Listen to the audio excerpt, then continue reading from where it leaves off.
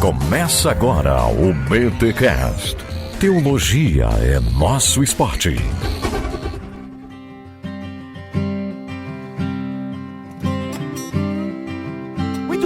Muito bem. Começa mais um BTcast de número 348. Eu sou o Rodrigo Bibo e Whatever Happened to My Garden of Black Roses? Olha aí, Winner Circle das antigas. E eu sou Cacau Marques e racismo é pecado e heresia. Olha aí, gente, estamos aqui em mais um BTcast para tratar de um assunto muito sério que é a questão do racismo. Nós já tivemos aqui em bibotalk.com 2 podcasts tratando sobre este tema, inclusive com negros que trabalham na causa, que estão ali à frente de vários projetos que lidam com a questão do negro e a sociedade. E aqui, antes de nós irmos para o recado paroquial, Cacau, já vamos fazer a abertura aqui do podcast, até para justificar o porquê 2 brancos estão aqui falando sobre racismo. Bem, a primeira coisa que a gente quer pontuar é que esse podcast que você vai ouvir, ele é fruto de 2 lives. Eu estava testando o equipamento com o Cacau para um estudo bíblico que nós iríamos fazer. E cara, vamos gravar uma live aqui pro canal no YouTube e já testar o equipamento? O Cacau falou, vamos falar sobre racismo? Vamos. Então foi uma coisa muito de improviso. Tanto que você vai ouvir aí ao longo do episódio nós falarmos de live, aqui nessa live e tal. Alguma coisa o Tuller cortou, outra não cortou. Normal, até para deixar a fluidez a conversa, tá? Então você vai ouvir isso. E aí, outro ponto também, Cacau, eu não sei se tu concorda comigo, mas nós podemos falar sobre racismo do ponto de vista teológico, do ponto de vista, como você fez na sua entrada, né? O racismo é pecado. Sim, eu acho que a gente precisa, como o Vitor tem insistido também, né? A gente precisa ouvir bastante, né? E eu tenho buscado irmãos que têm trabalhado esse tema de uma perspectiva, inclusive, bastante pessoal, mas é importante que a gente, nessa nossa preocupação de ouvir a palavra de Deus, né? Todos nós podemos, né? E devemos buscar na palavra de Deus. Então, é essa a nossa preocupação na questão aí, né? Então, você acabou de ouvir o nome do Victor Fontana. Pois bem, este BTcast ele está dividido em 2 lives. A gente vai começar aí no papo que eu tive com o Cacau. Ficou muito bacana. A gente focou até, Cacau, se a memória não me falha, bem em questões pontuais, tanto da sociedade, do caso do George Floyd, como também falamos um pouquinho da perspectiva teológica. Ficou muito legal esse papo que você vai ouvir aí com o Cacau. Depois que terminar a conversa com o Cacau, você vai ouvir um papo que eu tive com o Victor Fontana, lá numa live que nós fizemos no Instagram. Beleza, gente? Então a gente pegou, cara, eu olhei pra esse conteúdo da live, teve um público legal, mas eu falei, preciso levar isso para o grande público do Bibotalk. Por isso, falei com a diretoria ali, a galera topou, então nós montamos este podcast juntando as 2 lives, beleza? Mas antes, os recados paroquiais.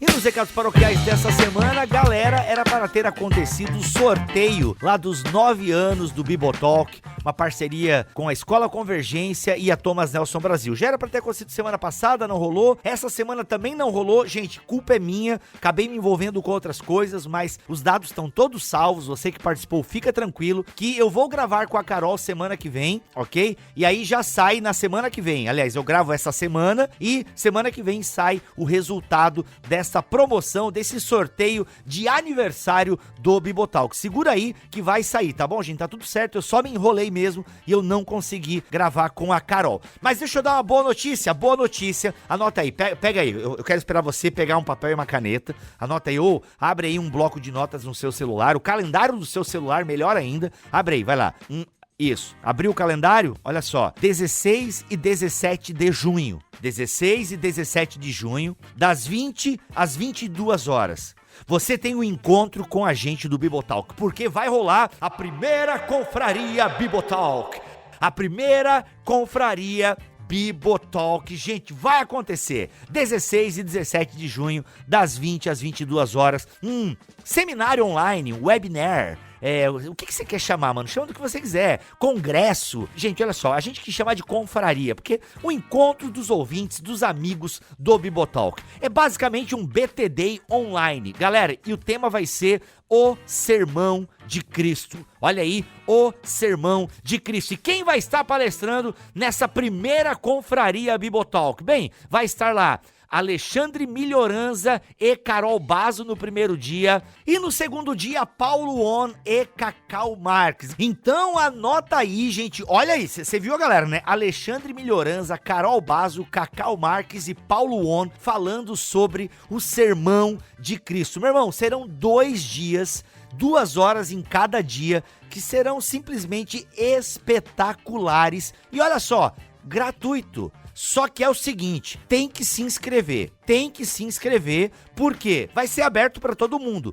mas só vai participar do sorteio que nós vamos fazer com a Mundo Cristão. A Mundo Cristão tá apoiando esse evento, irmão. Só vai participar do sorteio quem se inscreveu. Quem não se inscreveu, não adianta lá na hora, não vai rolar, beleza? Você pode estar assistindo, mas se você não se inscreveu, não vai participar do sorteio. Apesar do evento ser gratuito, tem que ter uma inscrição. Beleza, gente? E o link para fazer a inscrição desta primeira confraria Bibotalk está aqui na descrição deste BTcast, tá bom? Espero vocês, anota aí na agenda que vai ser demais. Siga a gente lá nas redes sociais, que a gente vai estar divulgando por lá os links da inscrição, e também no nosso site bibotalk.com, está aqui na descrição deste BTcast. Vamos lá então para este papo que está seríssimo.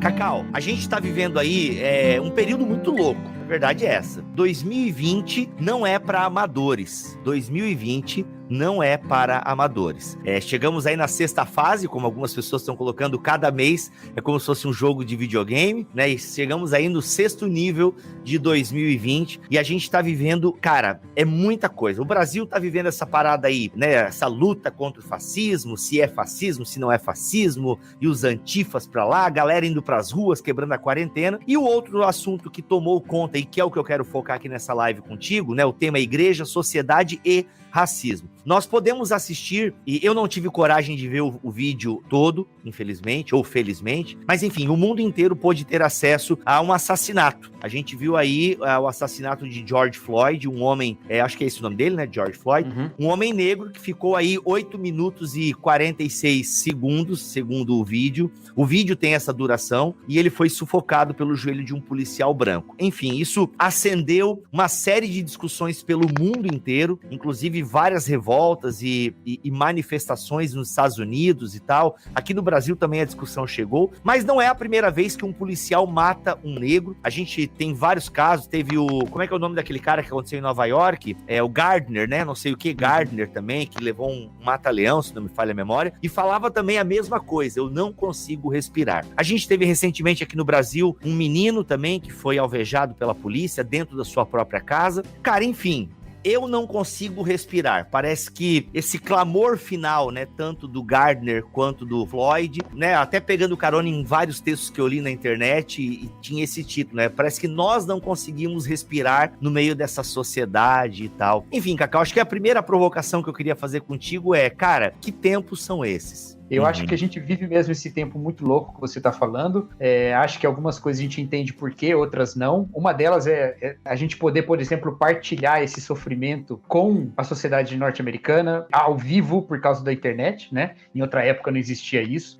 No Brasil, numa semana teve o assassinato do João Pedro, e aí numa outra semana tá as notícias do George Floyd. Então essas coisas meio que confluíram e chegaram aqui também. Elas foram quase, né? Na internet tudo é simultâneo, né? Praticamente. Então, isso ecoa. Uma das coisas também que assusta bastante nesse assunto é toda a extensão da repercussão que isso deu nos Estados Unidos, e aí não precisa nem chegar até aqui, porque além do vídeo assustador e de toda a situação tétrica, as revoltas que se espalharam pelos Estados Unidos também chegam aqui no Brasil, evocando imagens de outras tantas revoltas de tantos outros lugares, né? E esse tipo de manifestação tão enfática e tão geral na sociedade americana não é muito usual para nós aqui, brasileiros. Nós não estamos acostumados a ver essas coisas acontecerem nos Estados Unidos desse jeito. Acostumado a acontecer aqui no Brasil, ou está acostumado a ver isso acontecer em outros lugares do mundo. Então isso também dá um certo abalo, né? Porque mostra também alguns limites da própria democracia americana, que se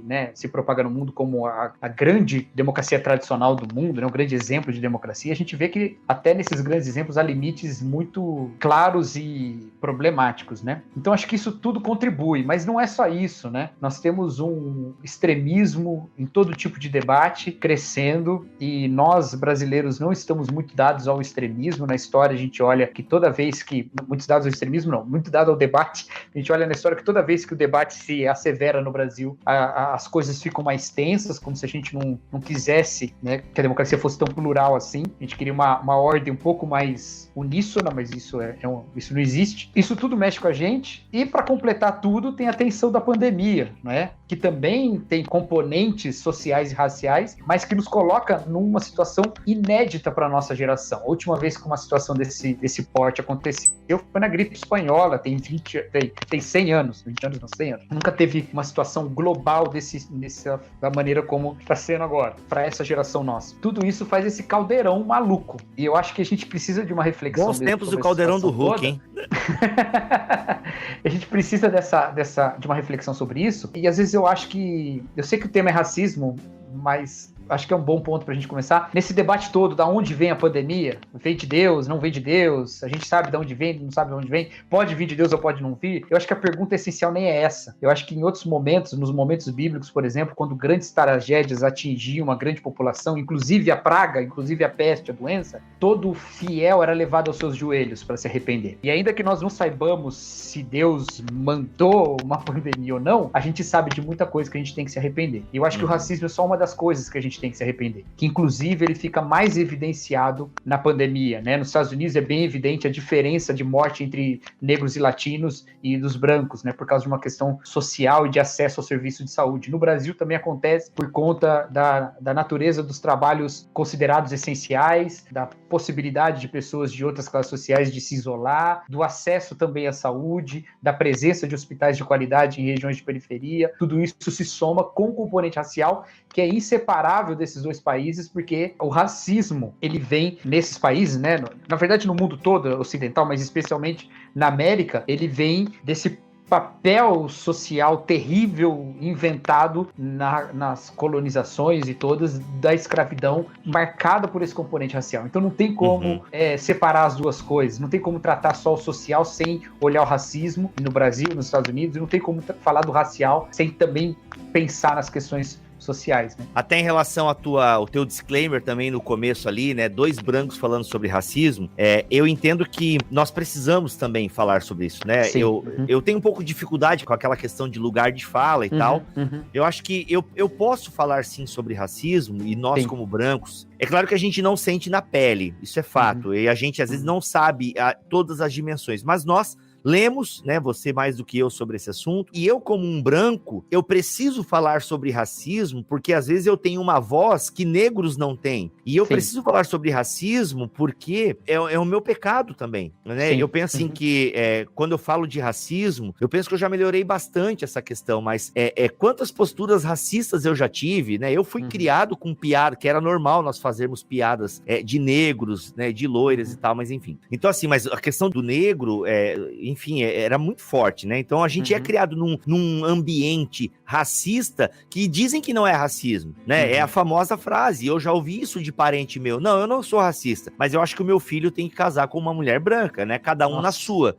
Então, isso é uma frase que é muito comum na boca de pessoas e que ela não sabe. E aqui eu uso a palavra ignorância, gente, no sentido do termo mesmo, né? Aquele que às vezes não quer saber, tá? Isso, não é uma desculpa, né? Mas uma condição real. Real, ela não sabe e tal. Então, ela faz esse comentário, ou um outro comentário do tipo, nossa, né, que bonita essa mulher negra, olha só, ela tem nariz de branco. Então, assim, a questão do cabelo, e nós que somos brancos, a gente não entende muitas vezes que isso é racismo e tal. E por isso que nós, brancos, precisamos falar de racismo. Primeiro, até, e do ponto de vista do teu texto, Cacau, o Cacau tem um texto que vai pautar um pouco a nossa conversa aqui, a gente precisa falar de racismo porque, primeiro, ele é pecado.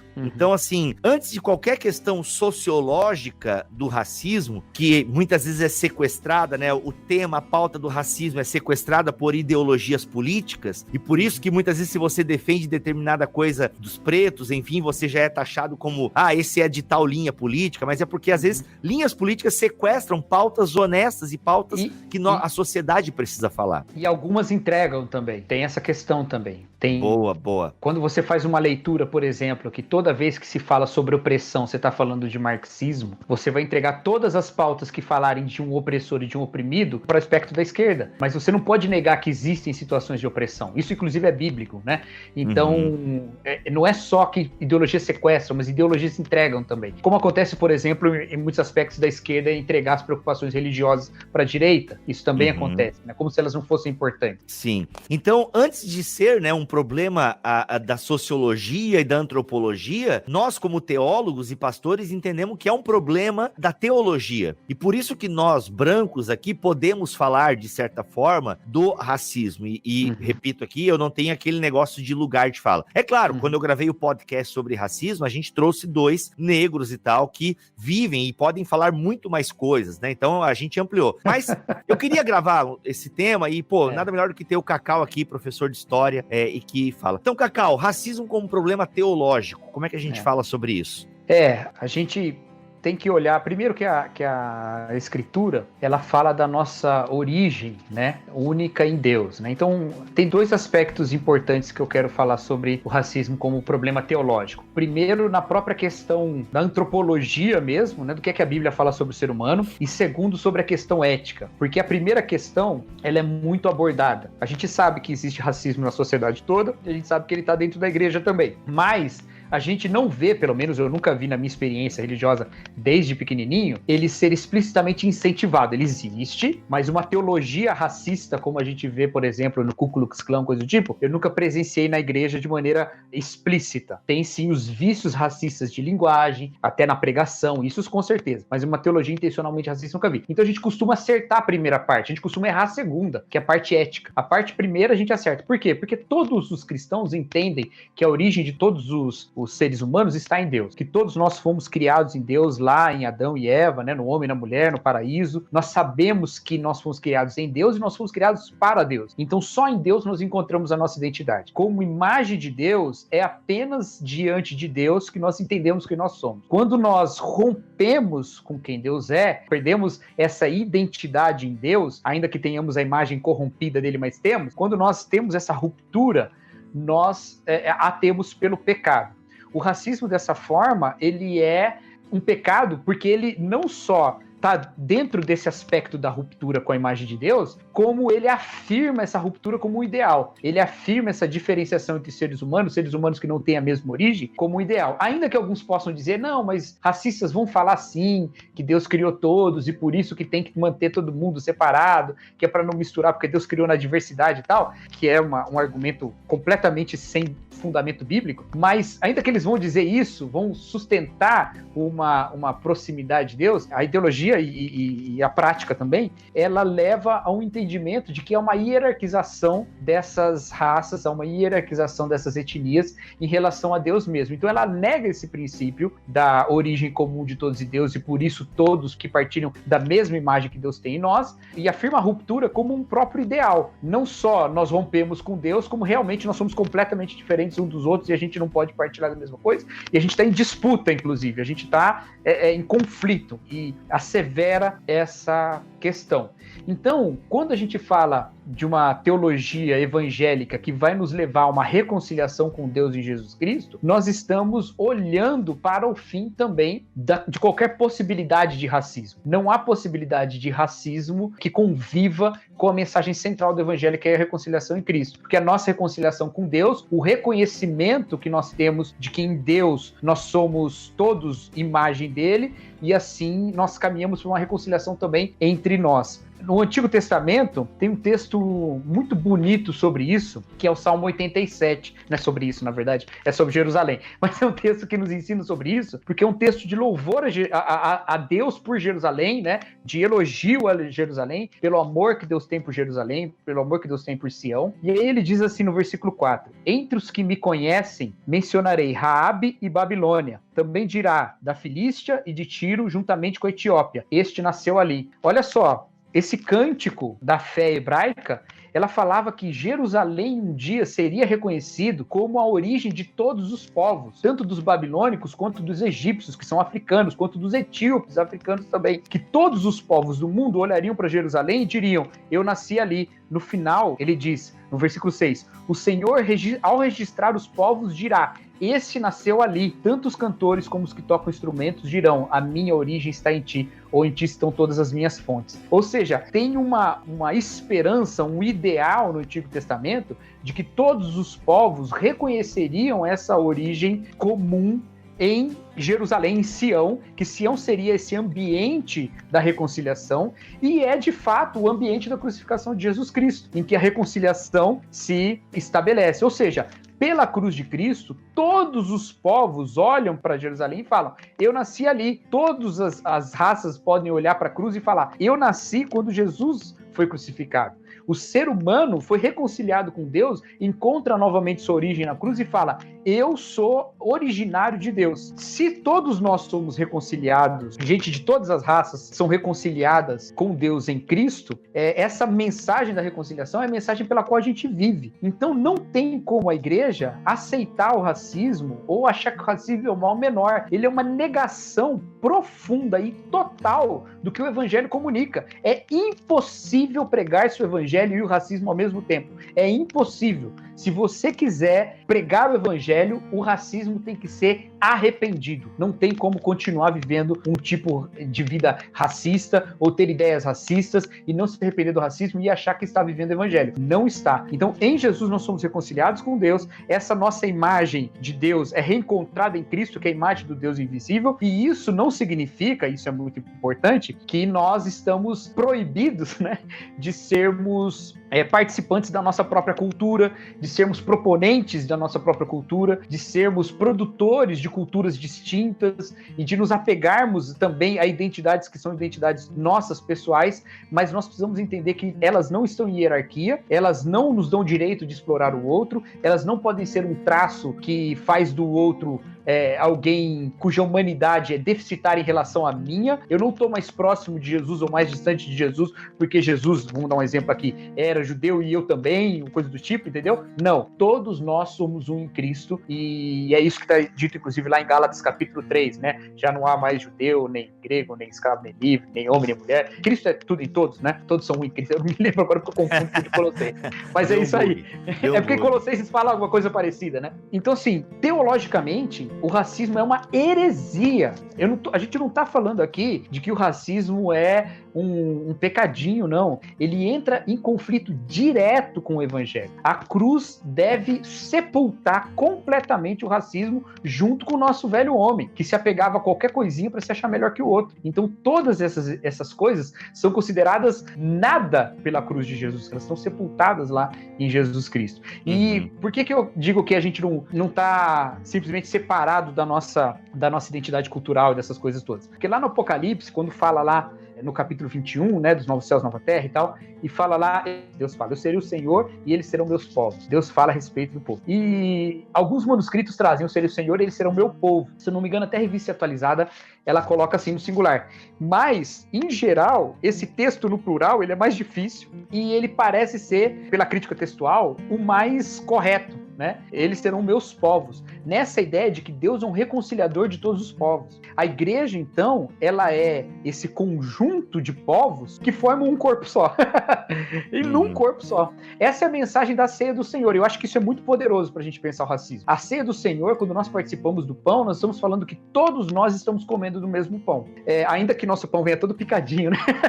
Mas a ideia, o símbolo é que todos nós comemos do mesmo pão e todos bebemos do mesmo cálice. Na minha igreja também vem tudo em em cálice separado. Mas o símbolo é tudo no mesmo cálice. Por quê? A ceia, numa perspectiva memorialista, que é minha, mas mesmo numa sacramental, ela nos leva a fazer isso em memória de Cristo, mas eu poderia ter em Cristo assistindo Paixão de Cristo do Mel Gibson, não precisava comer nada. Por que eu como? Porque tem uma simbologia no comer, que é participar. No momento que eu como, aquele pão faz parte do meu corpo, e eu faço parte daquele pão, de certa forma. Se todos nós comemos o mesmo pão, todos nós fazemos parte do mesmo corpo. Isso está lá em 1 Coríntios capítulo 10. Então, todos nós fazendo parte do mesmo corpo, nós precisamos entender que no corpo de Cristo há corpos brancos, negros, indígenas, aborígenes, orientais, há corpos de todos os tipos, e Cristo é tudo isso porque o seu corpo contém todos esses corpos. Então, quando um branco racista participa da ceia, ele não está discernindo o corpo de Cristo, porque ele não está imaginando que aquilo que ele está fazendo é a participação no corpo dos corpos negros também dos seus irmãos. É ser parte do mesmo corpo desses corpos. Então, quem não discerne o corpo de Cristo, o que acontece? Ele come e bebe para a própria condenação. Sim. Na ceia do Senhor, o racismo está sendo condenado todas as semanas nas igrejas. A ceia condena o racismo o tempo todo. Não tem como ser cristão, ser racista e muito menos participar da ceia do Senhor. Então, na próxima vez que você for participar da ceia, se arrependa do seu racismo e coma daquele pão, lembrando que você faz parte do mesmo corpo que seus irmãos de todas as etnias diferentes. Então, assim, eu penso que não tem como discordar dessa tua fala. Acho que você foi bem bíblico, bem certeiro nas afirmações. Então, a gente sabe que racismo é pecado, a gente sabe, inclusive, que é crime, né? O racismo é crime já tem algumas décadas aqui no Brasil. Então, ele é pecado e ele é crime, mas ele continua existindo. Isso se dá, Cacau, porque muitas vezes a gente tem ignorância sobre esse tema, isso acontece porque a gente nem se percebe como racista, muitas vezes, porque... Não, eu não sou racista e tal, mas o que falta para algumas coisas começarem a mudar? Por exemplo, teve agora, não é a primeira vez que um negro morre nas mãos de um policial branco. Eu confesso, assim, gente, que eu conheço mais as histórias dos americanos do que a do brasileiro. Eu confesso isso, é um defeito que eu tenho, acaba ganhando proporções maiores e tal, mas aqui no Brasil teve o João Pedro, o nome do menino, né?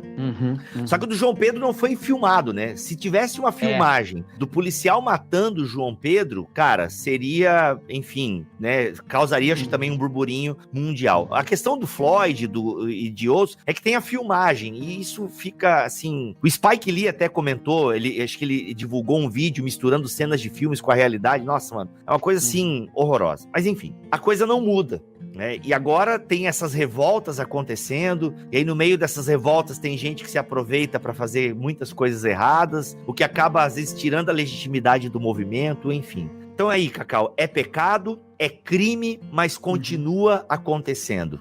Como é que a gente lida com isso? Então, primeiro que a gente precisa reconhecer isso, né? Ainda há pessoas que dizem que o racismo não existe, né? Existem pessoas que falam isso, que não existe racismo. Alguns vão falar assim, existe racismo, mas é coisa nos Estados Unidos, no Brasil não tem, e isso não é verdade, né? A gente pode dar uma pequena... Vamos falar um caso só, porque você citou do João Pedro, que é um caso bem próximo, inclusive temporalmente, mas se a gente lembrar um tempo atrás, nós tivemos no ano passado, em abril do ano passado, um carro de uma família negra metralhado com 80 tiros pelas forças no momento do exército ali, né? Não era a polícia militar, era o exército. Aí você pensa o seguinte, puxa, mas eles não atiraram porque era negro, mas vamos pensar bem. Eu moro aqui onde eu moro, né? Você já veio aqui na minha casa, né? Moro aqui em Hortolândia, né? E aqui eu não tenho... Apesar de ser uma cidade com índice de criminalidade até que alto, eu não tenho medo nenhum da polícia aqui entrar na minha casa e dar 70 tiros aqui no meu quarto. Eu não tenho nenhum medo, não tenho. Quando eu tô andando de carro, eu me preocupo muito em atropelar alguém ou bater meu carro, mas uma das preocupações que não passa pela minha cabeça é eu tomar 80 tiros no meu carro, entendeu? Então essas coincidências que parecem coincidências, elas mostram um padrão, e é um padrão que a gente precisa estar atento. A gente não pode ignorar essas coisas. Quando a gente olha mesmo as próprias, né, abordagens e tudo mais, eu não quero também ir além do meu conhecimento, né? Mas quando a gente olha a ideia até da forma diferente como se lida, nos Estados Unidos estavam mostrando outro dia, né? Logo depois da morte do George Floyd, eles mostraram um vídeo de um homem branco com um machado numa mão e uma faca na outra, indo pra cima dos policiais, e os policiais andando pra trás, esperando ele parar pra desarmá-lo. Quer dizer, ninguém deu nem um taser nele, entendeu? Ninguém fez nada disso. Então, assim, tem alguma coisa aí que a gente não pode ignorar. A gente precisa olhar pra isso. Então, reconhecer o problema é a primeira coisa. Cacau, deixa eu só te interromper, desculpa, porque esse é um ponto bem importante, a questão do reconhecer, né? Isso é uma coisa que, às vezes, a gente não se dá conta. Desses casos que você mencionou. Eu também não tenho esses medos que você tem e tal. Tem uma série chamada Brooklyn Nine-Nine, não sei se tu assiste, Cacau. Assim, né? Cara, tem um episódio, acho que é na 4ª temporada, que o sargento lá, que é interpretado pelo Terry Crews, se não me falha a memória, ele conta, mano, ele, né, lá, né, andando no bairro dele, acho que ele ia pegar um cachorro, o policial para ele, mobiliza ele e tal, aquela coisa toda, porque ele é negro. E ele é um policial, né? Ele é um policial, só que ele tava sem o distintivo dele, né? E, mano, aí o cara, enfim, aí o Jake, que absurdo, isso tá acontecendo e tal, porque isso não acontece comigo. O Jake é o comediante da turma, né?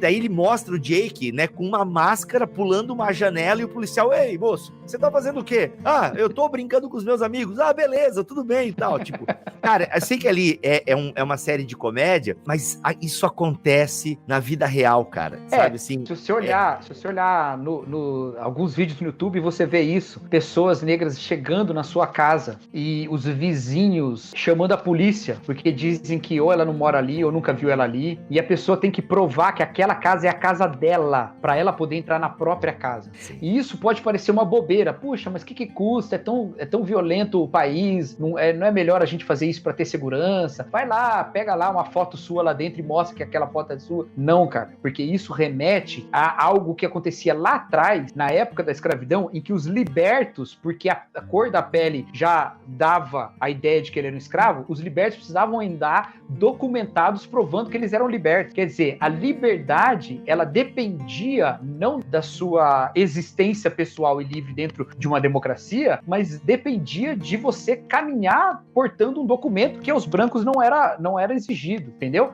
Então é a mesma coisa que acontece hoje em dia. Isso são elementos que a gente não pode ignorar. Mas pra gente perceber isso, e vou lembrar de uma coisa que você falou lá do início, a gente precisa ouvir os nossos irmãos negros. A gente precisa calar a boca e ouvir e deixar que falem o que sentem, o que passam e nos identificar. Porque o mandamento bíblico é que nós devemos chorar com os que choram. Se você não está disposto a chorar, ou se você é, antes de ser alguém que chora com o que chora, um sommelier de lágrima, que fica aí provando quão autêntico é a lágrima do outro, você está indo contra o que a Bíblia ensina. A Bíblia te manda chorar com os que choram. Para chorar, você precisa ouvir o choro. Então, ouve e deixa falar. Você falou, olha, é importante que a gente, como branco, fale sobre isso também. É importante, e a gente está falando aqui. Mas uma coisa que a gente não faz é ensinar para quem sofre o racismo na pele o que é racismo e o que não é racismo. Porque a gente não sabe melhor que eles. A gente não sabe. Então a gente não ensina. O que a gente faz? A gente fala a partir da nossa própria trajetória de arrependimento, que é uma trajetória constante, que precisa continuar, e eu continuo me encontrando com pensamentos e leituras do mundo que são leituras racistas. A gente tem que continuar se arrependendo e testemunhar do arrependimento da mesma maneira que todos os pecadores se arrependem de todos os seus pecados e dão testemunho disso. A gente faz isso como branco, mas a gente não ensina quem sofre racismo o que é racismo, porque eles é que tem que nos ensinar, eles é que sabem o que é sofrer na pele, e nós temos interesse em conhecer, saber e chorar junto. Sabe por quê? Porque a gente comete um erro muito grande nesse aspecto. A gente, quando se converte, a gente aprende a chorar com os que choram, né? Tem que chorar com os que choram. Então a gente pensa o seguinte, olha, em Cristo nós temos todas as coisas, né? Eu tô em Cristo, então em Cristo tudo é meu, de certa forma. Paulo fala isso aos Coríntios, né? Tudo é vosso, né? Só que a pobreza ainda existe. Então o que eu aprendo a fazer como igreja? A partilhar para que não haja pobres no nosso meio, para que as pessoas tenham que viver, não vivam em miséria. Ou seja, eu me engajo no sofrimento dele. Como igreja, eu entendo o lugar de honra que Deus coloca para todos os seres humanos, homem e mulher, em Cristo. Nessa reconciliação, né, entre homens e mulheres, eu sou levado a cuidar das mulheres diante das fragilidades sociais que elas sofrem por causa de toda imposição de sociedades constituídas pela força machista e tal. Eu aprendo isso lá em 1 Pedro, eu aprendo a dar minha vida pela minha esposa, eu aprendo a cuidar da viúva, eu aprendo essas coisas todas. E eu faço isso. Eu não simplesmente falo assim, agora em Cristo já não há mais homem e mulher, todos são em todos, não existe mais machismo. Não, eu cuido. Cada marido cuida da sua mulher, a gente se preocupa com as mulheres pessoas, né, que estão em situações de vulnerabilidade. A igreja faz isso. Por que a respeito do racismo, a gente quer que, num passe de mágica, quando a gente se converte, o racismo acabou? Racismo é coisa lá de fora, aqui dentro tem um refúgio perfeito para os negros, você entra aqui na igreja, esse é um ambiente racismo free. Por quê? Por que a gente tem que se arrepender de todos os nossos pecados constantemente, fazendo aquilo que Lutero fala de uma penitência, né, constante, um arrependimento constante? Por que a gente precisa ficar o tempo todo se arrependendo dos nossos pecados e reconhecendo eles? Mas o racismo não. O racismo, no momento em que a vacina do evangelho toca o seu corpo, você não tem mais racismo. Não, de jeito nenhum. E se o racismo existe, nós temos irmãos que estão sofrendo racismo na pele. E o que é que nós fazemos? Nós amamos, e amamos não de palavra nem de língua, mas de ação e de verdade, como fala em 1 João. Nós nos engajamos, porque é parte de ser o mesmo corpo sofrer. Quando uma parte do corpo padece, todo o corpo padece. Então, quando nós reconhecemos que em Cristo nós somos um corpo com os nossos irmãos negros, nós reconhecemos que nós fazemos parte também dos seus sofrimentos. Então, nós não seremos agente desse sofrimento, replicando racismo, por isso precisamos sempre nos arrepender do racismo e também nos percebemos obrigados a sermos agentes da justiça, de sermos pessoas que combatem o racismo. Por isso que o texto que eu escrevi aí, ele chama Igreja é necessário ser antirracista. Isso é a partir de uma frase da Angela Davis, né, que diz: não é suficiente não ser racista, é necessário ser antirracista. Não é suficiente a igreja não ser uma igreja racista, ela tem que ser uma igreja antirracista, porque o próprio evangelho está em jogo, o próprio evangelho está sendo desafiado pela heresia do racismo, né? Então, essa questão aí que se coloca para nós. Nós precisamos nos engajar. Muita gente usa, Bibo, aquele texto lá de Gálatas que eu falei, né? Para não fazer nada. Para não fazer nada. Qual é o texto mesmo? Repete aí. O texto lá de Gálatas, né? Não existe... você tá me desafiando porque você sabe que eu errei da outra vez, né? Vou abrir aqui na Bíblia. Não foi a minha intenção, cara. Sacanagem. Gálatas 3, 20... Não há homem nem mulher? É, esse mesmo. Ele diz lá: não há judeu nem grego, não há escravo nem livre, não há homem nem mulher, porque todos vós sois um em Cristo. Então, algumas pessoas pegam isso e falam: olha, tá vendo, a Bíblia é suficiente, ela tá dizendo que não tem racismo, porque todos nós somos um em Cristo. É verdade. Só que essa realidade é uma realidade só espiritual, etérea, ou ela deve ser uma realidade que a gente coloca na nossa vida? Porque quando Paulo escreve isso aqui, ele não estava com preocupações só eternas, ele estava com preocupações imanentes, preocupações daquele momento. Ele estava falando para a comunidade que eles eram um e tinham que viver como um em Cristo. Então, como é que a gente vai aceitar o racismo como um fenômeno aí só existente fora da igreja, ou que isso é uma pauta que a gente não deveria estar? Alguns vão dizer assim: a gente não precisa de um movimento que fale pelos negros, porque pela igreja a gente fala a respeito de todo mundo. Ou então, todas as vidas importam. O lema lá americano é Black Lives Matter, né? Vidas negras importam, vidas pretas importam. Aí, lá também eles falam All Lives Matter, todas as vidas importam. Por que a gente não faz isso? Por que a gente não faz isso? Imagina Jesus Cristo falando assim: olha, cuidai do órfão e da viúva. E aí as pessoas falando assim: Senhor, não, todas as vidas importam. Por que o órfão é viúva? Então não é para cuidar do outro? Não é? Por que o Tiago vai falar que a verdadeira religião é essa? Quando a pessoa fala: então quer dizer que não pode cuidar do outro? Então não é isso. É por causa da situação em que essas pessoas estão necessitando de um combate, de uma tendência pecaminosa que existe na sociedade. Nós precisamos entender isso e agir como agentes de justiça. Então nós precisamos entender: vidas negras importam. É um lema cristão, tanto quanto cuidar do órfão e da viúva. A gente precisa Cacau, entender isso aí. Por isso que eu gosto do Cacau, né? Eu tô tentando falar isso a semana inteira no Twitter, Cacau. E eu não tô conseguindo, Cacau, mas... É muito difícil falar qualquer coisa no Twitter, né? A verdade é essa. Cacau, é isso. É claro que vidas humanas importam, mas assim, galera, só pra vocês entenderem, quando no meio de uma hashtag que visa focar num determinado grupo que tá sofrendo mais do que outro grupo, a gente não tá desvalorizando as outras pessoas. É claro que vidas humanas importam, mas perfeito exemplo do órfão e da viúva, Cacau. Todo mundo tem que ser cuidado. É igual, cara, quando a gente começa, né, quando se levanta aí uma campanha pra falar: homens, parem de bater em mulheres, por exemplo. Gente, aí se você é essa pessoa, não seja. Mas tem homem que apanha de mulher também. Cara, tem. A gente sabe que tem. Mas, cara, para um homem que apanha de mulher, tem milhares de mulheres que apanham de homens. Olha a acho que situação da quarentena, né? Aumentou, cara, a quarentena aumentou a agressão contra as mulheres, enfim, abuso de crianças. Vocês estão entendendo, gente? Então, assim, vidas negras importam. Aí vem alguém comentar, eu acho que o certo da hashtag devia ser vidas humanas. Cara, olha o momento histórico, entende? Ah, porque existe branco também que sofre preconceito. Existe, negar isso também.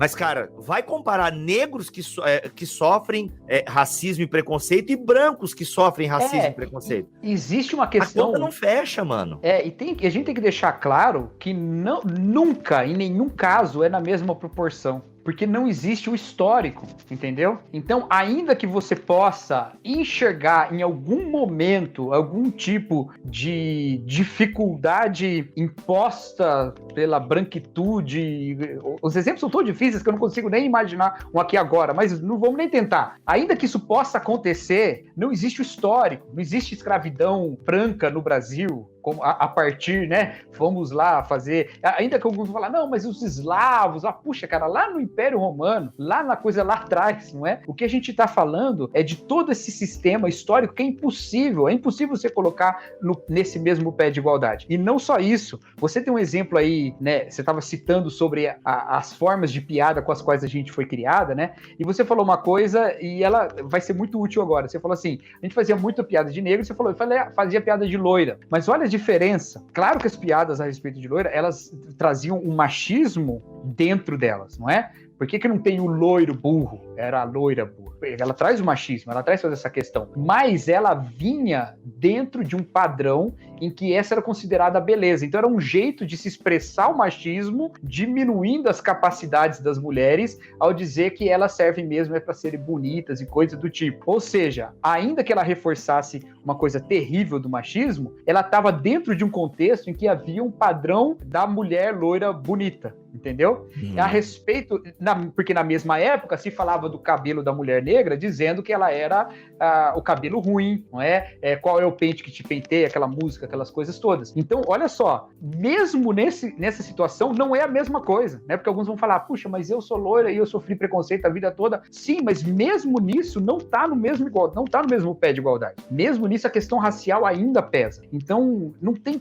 não tem pra onde a gente correr. E sinceramente, eu não acho que ninguém precisa ser uma pessoa versada em todos os aspectos do racismo. Dentro do debate do movimento negro, há um monte de linhas diferentes, pensamentos diferentes, um monte de coisas diferentes, mas a gente precisa ser humilde. A gente precisa ser humilde. Você não precisa ser o cara conhecedor de toda a teoria da luta antirracista, mas você precisa ser alguém que ouve o seu irmão e que percebe sofrimento, e eu quero ser alguém que demonstra amor de Jesus Cristo nesse lugar de injustiça. Muito bom. É isso. Muito bom. Cacau, acho que uma pergunta aqui que é legal, eu vou ler a pergunta pra você aqui, ó. O que acham das pessoas que utilizam esse episódio lamentável para levantar bandeira política e aproveitar para causar a desordem e a arruaça? Isso é tão demoníaco quanto os racistas. E aí, eu achei interessante a pergunta, pode ter vieses ali, mas acho que... Não, mas a pergunta,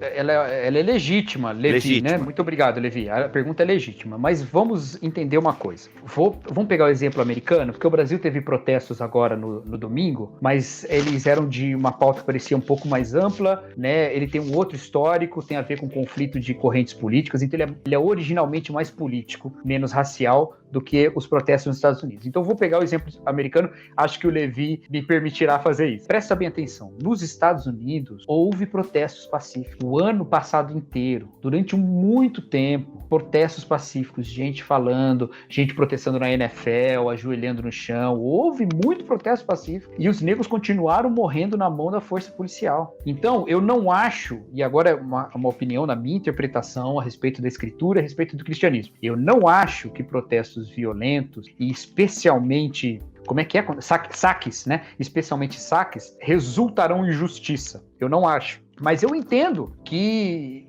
no momento em que a voz da paz não foi ouvida, as pessoas caminhem para isso. Elas não estão sendo orientadas pelo Espírito, elas estão sendo orientadas pela ira. Elas estão sendo orientadas pela ira. Mas eu entendo isso. E é necessário, mesmo assim, não cair na tentação de dizer, mas olha lá também. Não é assim. tem que assumir a responsabilidade, tem que assumir o arrependimento. É necessário que a gente entenda. Eu estava até ontem vendo um pregador que eu já gosto dele há bom tempo, desde que ele falou sobre o Black Lives Matter e os movimentos de direitos civis no Gospel Coalition nos Estados Unidos, o reverendo Micah Edmondson. Ele tuitou uma coisa muito interessante, ele falou assim: quem não se levantou a respeito da violência sofrida pelos negros, não pode se levantar agora como crítica à reação a essa violência. E é verdade, porque se enquanto os negros estavam morrendo, você não achou que isso era algo digno de você protestar, porque agora você acha que é digno você protestar por causa de um saque, de uma quebra de uma vidraça.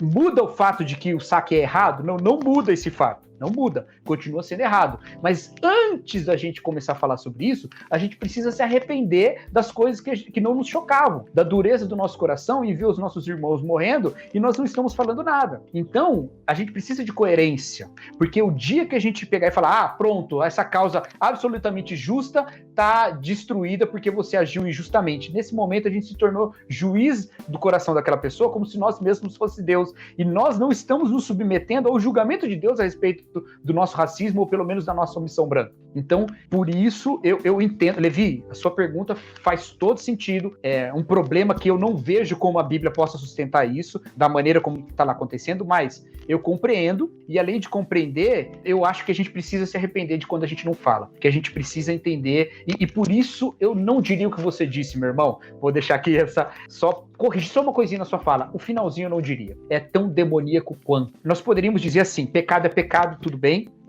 mas não é a mesma coisa uma vida e um bem, não é a mesma coisa. A Bíblia insiste nisso o tempo todo. Quando a gente faz essa questão de colocar e de priorizar o bem ou a propriedade em relação à vida, nesse momento a gente calou o que a tradição bíblica fala. A Bíblia fala sobre propriedade? Fala. A Bíblia fala sobre vida? Fala. Qual é o mais importante? A vida, sempre. Então, não dá para falar que é mais demoníaco quando um movimento mata pessoas e outro movimento quebra vidraças. Não dá.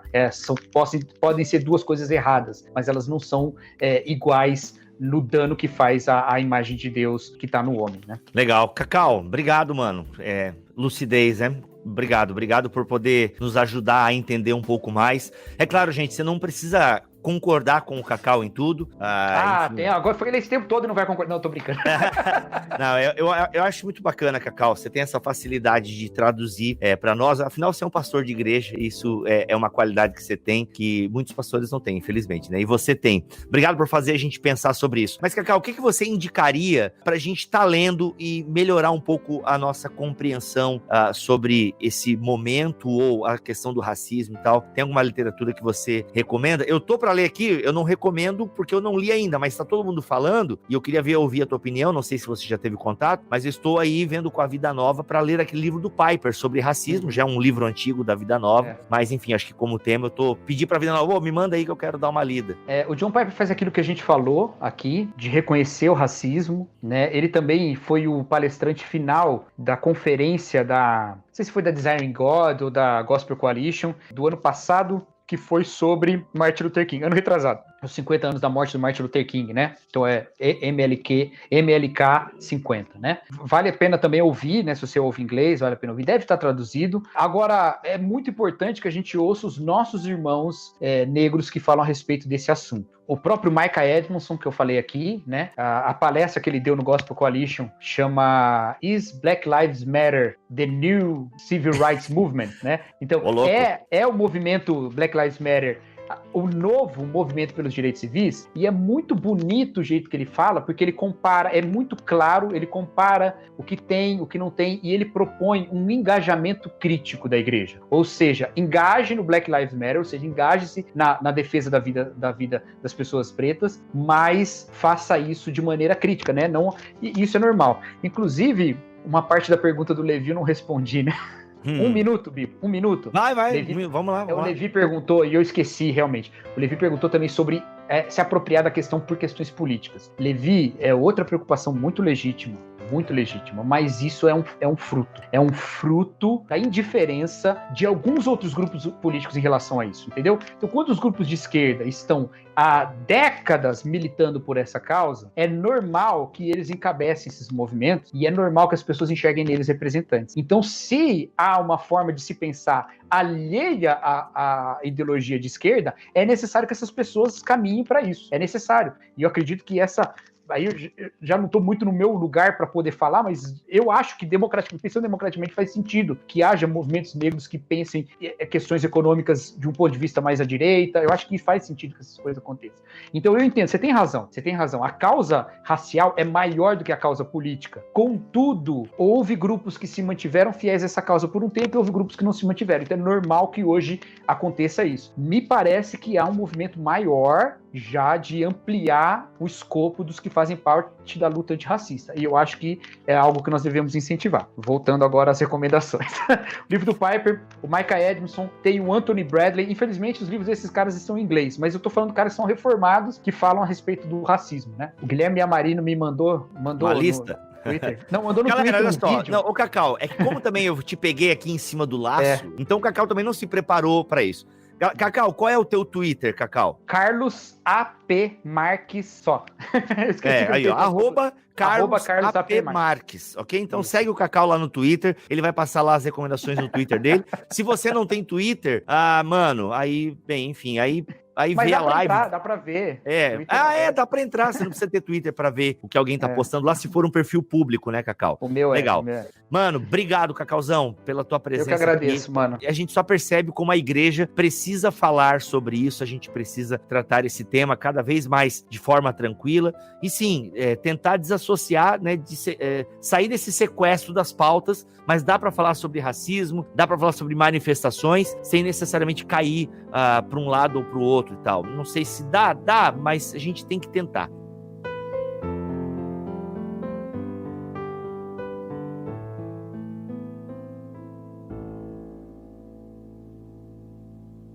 Uau, ainda bem que o Tuller subiu essa musiquinha pra gente poder descansar nossa cabeça, mas respira, porque agora vai entrar o papo que eu tive com o Victor Fontana lá no Instagram do Bibotalk, inclusive essa live tá lá ainda hoje, ok? Você pode conferir, tá lá no nosso feed do Instagram. E aqui eu preciso fazer um disclaimerzinho bem rápido, galera, olha só. Quem ouve o podcast do Bibotalk tá acostumado com a qualidade do nosso áudio. Geralmente o nosso podcast tem um áudio com muita qualidade.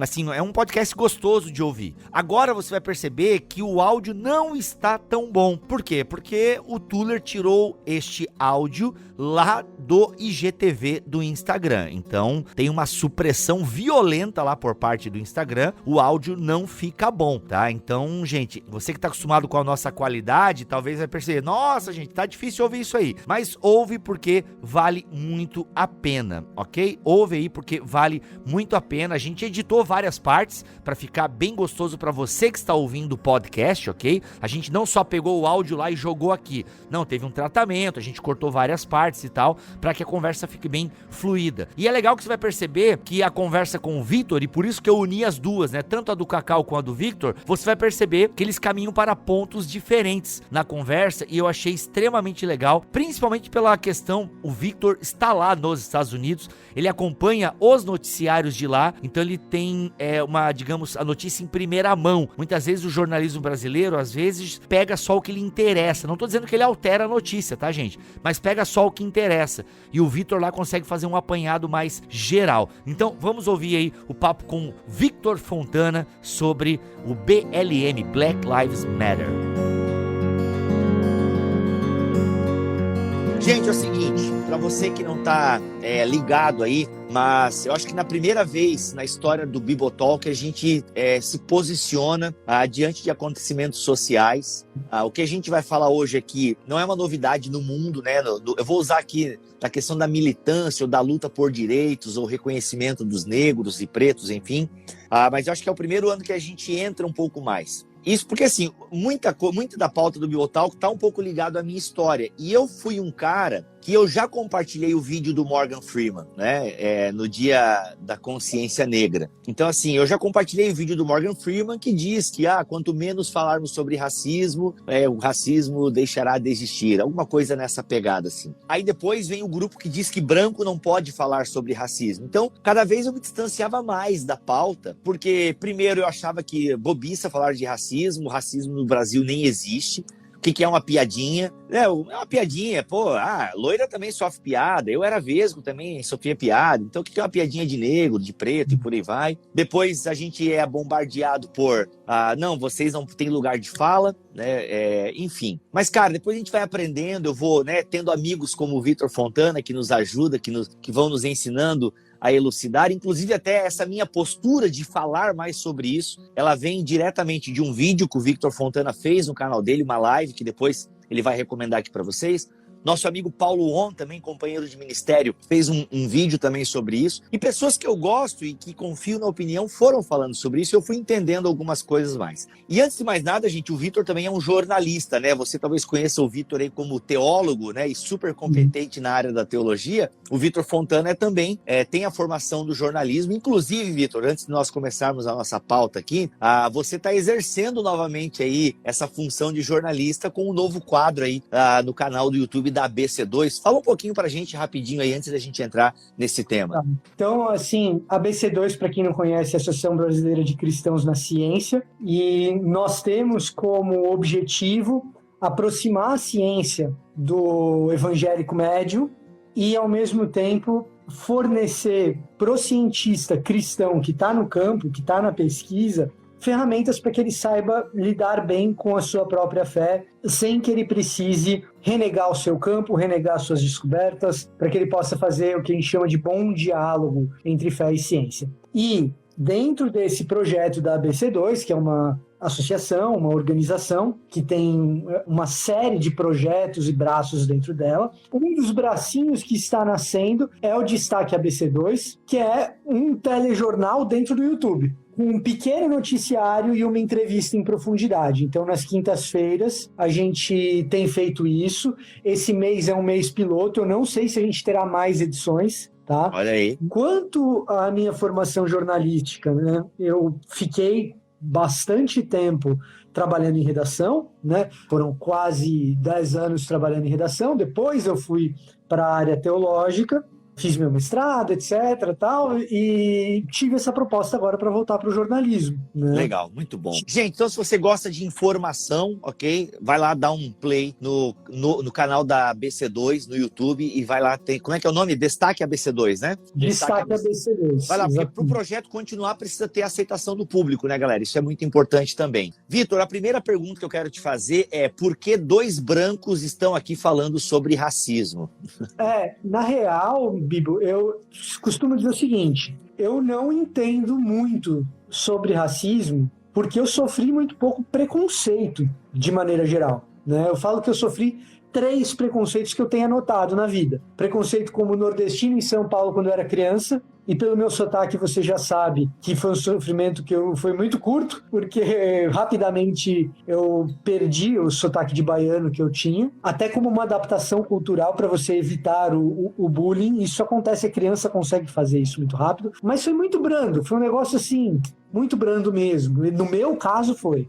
Depois, como evangélico no jornalismo, foi outro lugar onde eu sofri preconceito, mas também brando. Eu falo sobre isso num vídeo no canal também, lá no meu canal. Se você quiser entender a relação entre evangélicos e jornalismo, eu conto um pouco da minha experiência. E o maior preconceito que eu sofri, esse sim foi razoavelmente grande, é como latino aqui nos Estados Unidos. Que eu também tenho uma live aqui no Instagram, que está no meu IGTV, na qual eu conto em detalhes como que foi esse preconceito. Você pode ir lá e ver. Mas nada disso se compara com o que o negro sofre aqui nos Estados Unidos, que são tipos diferentes de racismo, mas nada disso se compara. Então, eu falo que eu não vou explicar o que é racismo, nem falar o que é racismo, porque uma parte importante da experiência eu simplesmente não tenho. O que eu posso fazer é explicar alguns dos processos históricos que eu estudei. E aí, dentro dos processos históricos que levaram à forma de racismo que acontece aqui nos Estados Unidos, eu tive uma profundidade um pouco maior, porque existe uma íntima relação com a formação religiosa do protestantismo norte-americano, e então eu acabei estudando isso mais a fundo como teólogo. Então, o que eu tento fazer é contextualizar para as pessoas algumas das coisas que acontecem aqui nos Estados Unidos dentro dessa discussão de racismo e que no Brasil eu percebo que são maltratadas, às vezes por brancos, às vezes por negros, porque essa noção do que acontece aqui nos Estados Unidos, essa eu estudei. Então eu posso explicar o quê? O processo histórico. Então, assim, para te dar um exemplo, quando eu olho para minha bolha de seguidores de Twitter brasileiros, tem muita gente revoltada com a violência das manifestações contra o racismo que aconteceram nos últimos dias aqui nos Estados Unidos. Quando eu olho para essa bolha, eu vejo muito isso. Quase empatando com quem protesta contra o racismo em si mesmo. E entre os cristãos que, vamos dizer assim, são mais educados aqui nos Estados Unidos, essa polêmica não existe. Não existe. Essa polêmica não existe. Entre os cristãos mais educados, professores de seminário, professores de teologia, o Black Lives Matter é um movimento violento. Ninguém fala isso. Isso não existe aqui nos Estados Unidos. Não tem ninguém que fale isso. Existe gente lamentando que houve violência, mas associando isso aos movimentos que lutam por igualdade racial, como se fosse algo sistêmico e tal, isso simplesmente não acontece. Porque eles entendem que essa violência, às vezes, é uma minoria ou grupos até infiltrados que, de alguma forma, fazem a algazarra. Tem muita coisa envolvida, Bibo. Primeiro, a maioria dos protestos é, sim, pacífica. Sim, e de longe. E de longe. É claro que quando você vê alguém virando um carro, quando você vê alguém tacando fogo em alguma coisa, alguém filma, bota isso na internet, isso é chocante, aquela imagem fica na sua cabeça. Mas você tem que lembrar que os Estados Unidos têm 50 estados. A maioria das pessoas que estão nos assistindo agora, se eu pedir para elas só mencionar o nome dos estados brasileiros, vai ficar faltando 1 ou 2 ou 3 ou 4. Os Estados Unidos têm 50 estados. E os protestos estão acontecendo em todos eles. Então, é natural que dentro desse contexto haja protestos que são violentos e protestos que não são. Protestos que são violentos porque essa violência foi iniciada pelos manifestantes e protestos que são violentos porque essa violência foi iniciada pela polícia. E aí você vê vídeos dos dois lados aí. Só que, para quem é professor de seminário, professor de teologia, e se você estiver duvidando do que eu estou falando, você pode ir lá no meu Twitter, @VictorFontana, que eu fiz o seguinte para você, para facilitar o seu trabalho. Você vai lá, em @VictorFontana no Twitter, e você vai encontrar ali um fio no qual eu listo professores de teologia de grandes universidades e dos grandes seminários, de todas as linhas teológicas, que têm contas no Twitter e que estão se manifestando sobre Black Lives Matter. Então, eu usei esses critérios, porque tem gente que eu gosto, mas que não se manifestou, então deixei de lado. Mas os que se manifestam... Tem gente que eu gosto que não tem conta no Twitter, mas tem gente ali do Dallas Theological, que é dispensacionalista, tem gente do Fuller, que é evangélico normal, tem gente da Trinity, que é onde eu fiz meu mestrado, tem gente de Harvard, que é mais liberal, de Princeton, que é um presbiteriano mainline, do Wheaton College, que é um pouco mais pro lado fundamentalista, tem gente tudo. Vai lá e olha o que esses professores têm postado a esse respeito. E existe uma noção na comunidade acadêmica, pelo menos, e entre a maioria dos pastores, graças a Deus, isso está se tornando mais assim, existe uma ideia, uma percepção que é comum a todos nós, de que alguns dias de manifestação violenta é algo que deve ser muito lamentado e a gente tem que condenar aqueles que são violentos e não o movimento como um todo, para que a gente possa perceber que alguns dias de manifestação violenta não pode ser simétrico há 53 anos de violência sistemática contra uma etnia dentro do território americano. O que eu quero dizer com isso? O caso do George Floyd é mais um que acontece, gente, toda hora. E você que é brasileiro de periferia, você já ouviu falar de coisas assim, mas é que é difícil de provar, que fazem a batida policial e alguém vai lá e implanta maconha no carro do cara para poder prender o fulano e bater nele. É difícil de provar que fizeram isso, mas você já ouviu a história. Mas se um dia chegarem para você e provarem, você não vai ficar indignado, você não vai ficar revoltado com isso, por mais que você respeite as forças policiais, como eu respeito e defendo. Meu avô era policial militar, foi soldado da Polícia Militar, aposentou como sargento, mas soldadão da Polícia Militar mesmo e tal, é um trabalho digno, honesto, etc, etc, tudo bem. Mas se alguém contar para você que botaram maconha no carro de alguém para fazer esse cara ser preso numa batida e depois espancar o cara, sob pretexto dele ter resistido à prisão, se te provarem isso, você não vai ficar indignado? Ô, Vitor, a questão da imagem é muito forte. A gente sabe que... imagina se tivessem sido filmado, aquele menino agora, o João, não foi? Isso, o João Pedro não foi filmado, mas imagina ter uma imagem interna, do momento em que o menino foi alvejado pela polícia, enfim. E aí tem um detalhe, Bibo, que é o seguinte, nesse caso, a corrupção foi provada. Por quê? E isso que pouca gente no Brasil acho que sabe, porque acompanhar noticiário do Brasil já é difícil, imagina acompanhar noticiário em inglês, americano, não é um negócio do nosso interesse o tempo todo. Mas um dos motivos que levou a essa revolta generalizada é porque, assim, enfim, nós provamos uma coisa que a gente vinha dizendo que acontece há muito tempo. Por quê?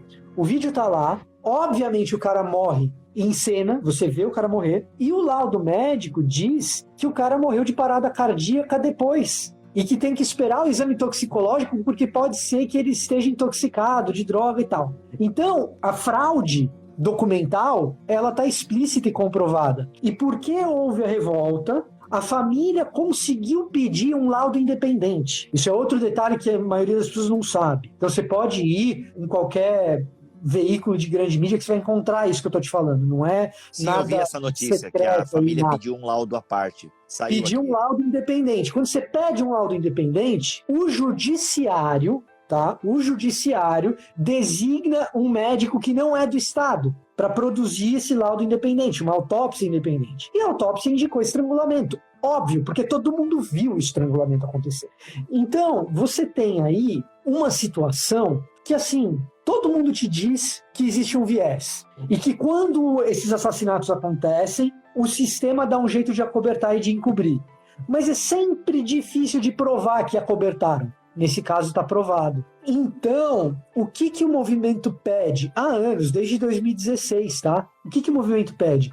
O movimento pede uma... E é aí que a coisa mora. É aí que existe o confronto, é aí que muitos policiais ficam indignados, é aí que muitos policiais reprimem o movimento com violência, porque eles sabem que isso, se isso passar, vai bater no calcanhar deles. Porque o que o movimento pede? O movimento pede uma reforma no sistema de averiguação de casos de excesso policial. Porque hoje, quando um policial comete o excesso, quem faz a investigação é um prosecutor municipal. É o mesmo cara que está em contato direto com o policial no seu dia a dia, todos os dias. Quando tem um crime, aqui não tem divisão entre polícia militar e polícia civil, então tem um crime. O policial foi lá, recolheu provas, isso não vai para a investigação da Polícia Civil, isso fica dentro do departamento de polícia. E ele entrega essa investigação para um prosecutor municipal, que ele convive, todos os casos ele convive com esse prosecutor, com esse promotor de justiça. Esse mesmo promotor de justiça que trabalha junto com o policial o tempo todo, é o cara que é encarregado de cuidar das evidências dos casos de excesso policial. Ou seja, todo o sistema é enviesado. É óbvio que existe um conflito de interesses. Claro que existe um conflito de interesses. Então, o que o movimento pede? O movimento pede uma reforma no sistema de averiguação de excesso policial. Então, existe uma pauta clara. Existe uma pauta evidente. E é aí que a coisa pega. É aí que tem muita gente que reclama e tal. Por quê? Porque vai ter muito policial que, na verdade, é bandido, que vai sofrer as consequências. E é aí que os bons policiais têm que entrar, e isso tem acontecido em muitos lugares. Em Miami aconteceu. O cara que tirou, né? Tem um cara que entrou na manifestação junto e tal. Tem cara que entrou na manifestação. Tem policial... No caso de Miami... Os policiais foram até a manifestação sem arma, sem cacetete, sem escudo, sem capacete, ajoelharam na frente dos manifestantes. E aí o que o bom policial tá fazendo? Não, muda mesmo, por quê? E isso vai fazer a força policial ser mais íntegra. Porque o bom policial quer o quê? Manter o mal policial debaixo da lupa. E existem bons policiais, eu diria que são a maioria. Os que eu tive contato aqui nos Estados Unidos, fantásticos. Mas existe uma resistência também. E aí o que você faz? Você pega e coloca esse policial corrupto na rua para fazer patrulhamento dessas manifestações, é óbvio que vai acontecer conflito. E aí eu queria ver, Bibo, só para a gente ter uma noção do que é essa coesão em torno do apoio ao Black Lives Matter por parte da comunidade acadêmica teológica, um documento oficial da Sociedade de Literatura Bíblica. A Sociedade de Literatura Bíblica reúne, é a principal organização que existe no mundo, mas que tem sede aqui nos Estados Unidos, ela é a principal organização no mundo que reúne os acadêmicos da área exegética bíblica, da teologia bíblica. Então, eu sou filiado e todo acadêmico da área bíblica que faz pesquisa é filiado à SBL e lê o principal jornal acadêmico da área bíblica, que é publicado por eles, que é o JBL. A SBL soltou o seguinte comunicado: o Conselho da Sociedade de Literatura Bíblica e a equipe executiva da SBL lança a seguinte declaração: nós estamos estupefatos com o assassinato de George Floyd no dia 25 de maio de 2020 pela polícia. Nós lamentamos o assassinato de Breonna Taylor e muitos outros que sofreram por causa do antinegrismo, uma expressão que eles resolveram usar aqui. Então, a Breonna Taylor é um outro caso ainda desse ano que aconteceu a mesma coisa, muito parecido, tá? E tem outros aí, se você for olhar, né, tem vários. Nós estamos comprometidos com a clara e inequívoca afirmação de que vidas negras importam, Black Lives Matter. Ou seja, uma entidade que representa todos os acadêmicos bíblicos dos Estados Unidos e a maior do mundo, afirma que está comprometida com a afirmação clara e inequívoca que Black Lives Matter. Então esse negócio de, será que eu estou apoiando um movimento? Cara, fica tranquilo. Porque o colunistinha de jornal brasileiro que escreve bobagem tá perto de todos os acadêmicos da área bíblica que estão assinando isso daqui, certo? Nós aplaudimos o espírito do protesto que emergiu em todo o globo como resultado desse ato hediondo, enquanto lamentamos a violência que também surgiu em bolsões daquilo que é um necessário e pacífico protesto. Aí tem mais coisa aqui, você pode ler depois, está em inglês, você pode ler depois. Legal. Gente, só uma ressalva aqui, o Vitor tem no canal dele, onde ele traz até aspectos históricos da questão do racismo nos Estados Unidos. Eu acho que vale a pena você ir lá no canal dele e conferir todo esse aspecto histórico e tal.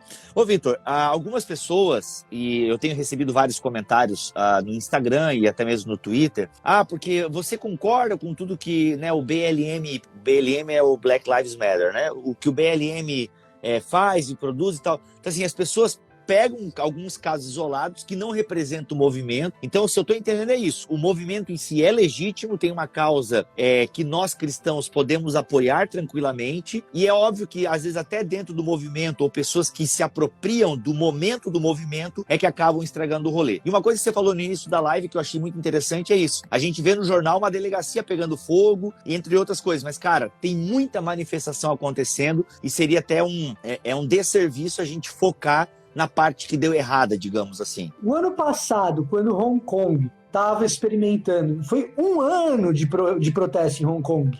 Um ano de protesto em Hong Kong. Não foram uns dias. Quando Hong Kong estava em protesto e que nós tínhamos irmãos evangélicos lá sendo perseguidos por causa da sua fé, certo? Em Hong Kong tem isso, né? Menos do que na China, mas a grande questão é que a perseguição que existe aos cristãos na China é um problema se eles implementarem em Hong Kong. Então, que nós tivemos em Hong Kong protestos em que os nossos irmãos na fé estavam cantando hinos enquanto marchavam e sendo recebidos, combatidos com bomba de gás lacrimogêneo e mangueira de água, e bomba, e bala de borracha, etc.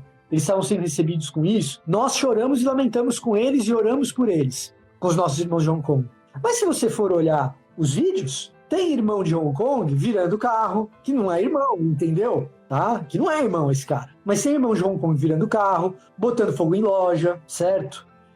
Agredindo policial. E esses movimentos, essas manifestações, infelizmente tem isso. Então a gente tem que condenar os caras que fazem isso. Você não pode invalidar nem a pauta, nem a maioria pacífica que está ali.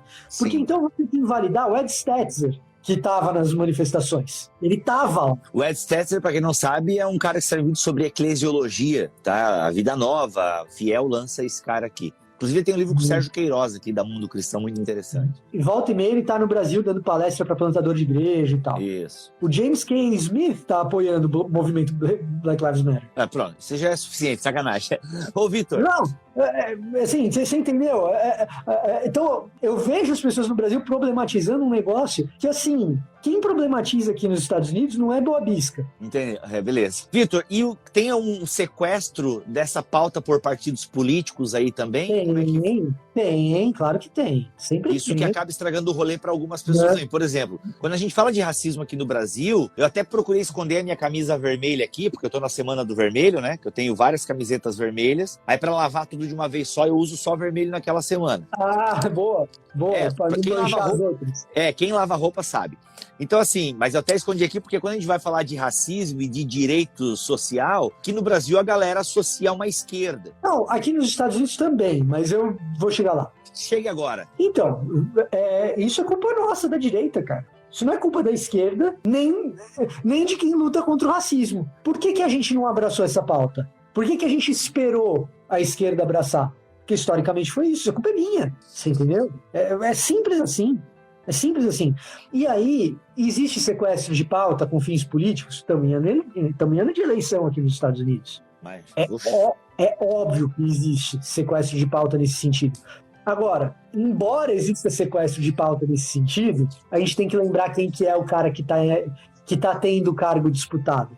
E o cara que está tendo o cargo disputado, antes que houvesse manifestações violentas, quando começaram as manifestações pacíficas, ele chamou os manifestantes de bandidos. Quando começou a ter um resquício de tensão ali, ele falou para a polícia receber esses bandidos à bala. Sendo que, 2 anos atrás, quando houve uma manifestação infinitamente menor, localizada em Charlottesville, com terroristas que assassinaram uma pessoa, que cantavam "Os judeus não vão nos substituir", cânticos antissemitas, manifestação de Charlottesville, que inclusive está sendo copiada pela Soldada Invernal, lá do Distrito Federal. Gente, eles sabem da Sarah Winter, tá, gente? Soldada Invernal lá. Soldado Invernal. Que fica mudando de lado. E fica mudando de lado igualzinho o Bucky Barnes, inclusive. Cara, é o melhor filme da Marvel. Não estraga o filme pra mim, cara. É o filme preferido meio da Milena lá de casa. Poxa, melhor filme da Marvel. Esse é um filmaço, Mas enfim, eu entendi a piada. Mas assim, boa. O que acontece?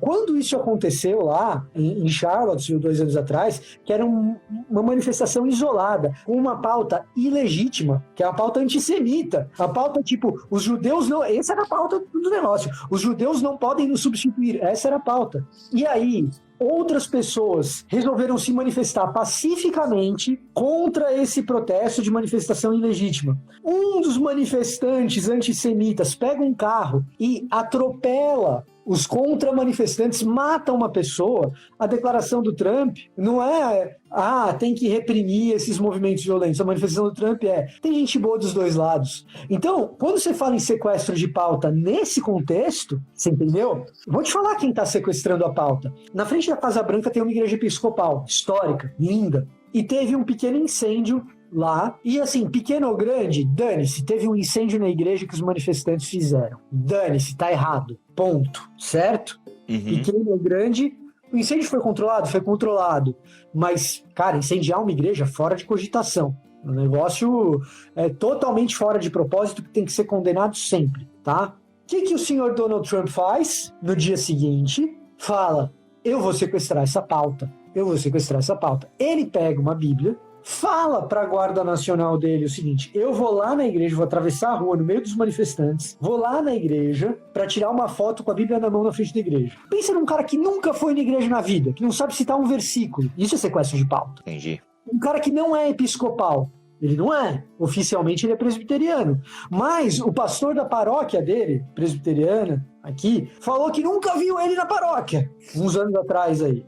Isso é sequestro de pauta. Aí, para poder atravessar no meio dos manifestantes, cara, é claro que isso foi feito com cacetete, bala de borracha, gás lacrimogêneo. Quem eram os manifestantes que estavam entre a Casa Branca e a igreja naquele momento, que não sabiam que o Trump ia fazer isso e atravessar a rua? Famílias, gente com criança. Quem que está sequestrando a pauta? Então, se eu sou de direita, e eu me afirmo assim já há muito tempo, eu sou conservador e etc., eu tenho que fazer a meia-culpa. Por quê? Porque se eu for acusar a esquerda de sequestrar a pauta em situação X ou situação Y, se eu não falar isso agora do Trump, eu sou um hipócrita. E esse é um joguinho dúplice que fica se fazendo no Brasil, e aqui nos Estados Unidos também se faz muito, que desqualifica a direita aos olhos de quem é independente, de quem é neutro. Então, se eu sou um direitista inteligente, eu tenho que ser honesto com as situações. Aí vai ter um direitista racista neonazista, que às vezes é tudo isso sem saber, que vai chegar lá no meu canal e falar que eu sou uma vergonha pro conservadorismo. Tudo bem, não preciso de você me seguindo. Aliás, eu nem quero. Não tô nesse jogo para ter seguidor, nunca estive. Entendeu? Então, a gente tem que ser honesto com essas situações. A gente tem que ser claro com essas situações. Legal. Né? Assim, e aí, você pega, por exemplo, outro efeito dúplice. Eu falava para os meus amigos de direita, anos atrás, não repliquem o conteúdo desse Bernardo Kuster. Ele é intelectualmente desonesto. Agora a gente sabe que ele recebe dinheiro estatal. Sei lá, eu as vias para isso, se legal ou ilegal, isso cabe à polícia provar. Isso tem prova? Isso é provado? Isso, que ele recebeu dinheiro estatal, sim. Agora, se as vias utilizadas para isso foram legais ou ilegais, isso cabe à polícia dizer. Mas agora está provado. Agora, hipócrita, isso faz com que ele seja. Porque ele era o cara que ficava berrando que, porque ficam recebendo verba da Lei Rouanet e tal, não sei o quê. Tá aí. Mas intelectualmente desonesto, ele sempre foi. Sempre foi. Eu ficava falando pros amigos da direita, não replique o conteúdo desse cara. Aí você pega a timeline desse sujeito, quando estão fazendo protesto na China por causa da